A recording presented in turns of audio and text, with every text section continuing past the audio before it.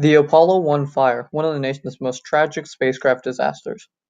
President John F. Kennedy assigned NASA to put a man on the moon by the end of the decade. This deadline rushed NASA, which caused them to overlook safety requirements, which in turn led to a fire breaking out, killing all three people inside the cabin.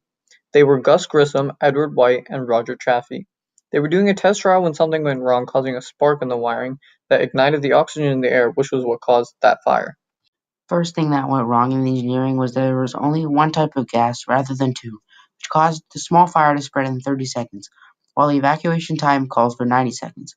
Another reason they couldn't get out was because of the hatch, which was a prototype and not open very fast. Our video tells you what went wrong in the Apollo 1 and a movie remake of this scene which is mostly accurate and shows the event very well. You picking anything up on the dials?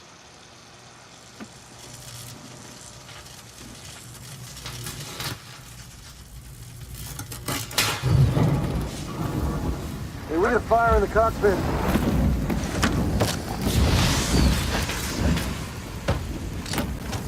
Hey, we got a bad fire!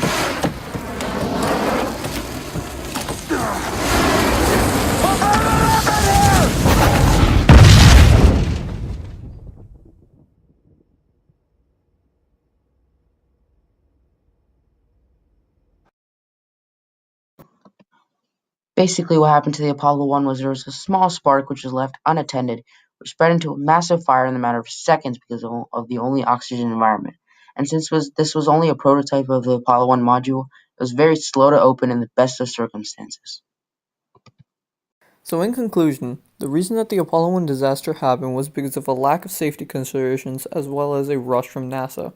The lack of safety considerations were the one oxygen tank system, as well as what happened with the wiring, which was a spark that created a fire, and due to the one oxygen tank system, this fire spread very, very quickly. Now, we also talked about how this could have been prevented, saying a better rubber coating around the wires, or upgrading to more tanks in the oxygen system, as well as also making a better escape route, and such as making the hatch bigger or an easier way to get out through the hatch. This disaster was significant because it went on to show NASA that they needed to have gases other than oxygen and that they needed a dual oxygen system.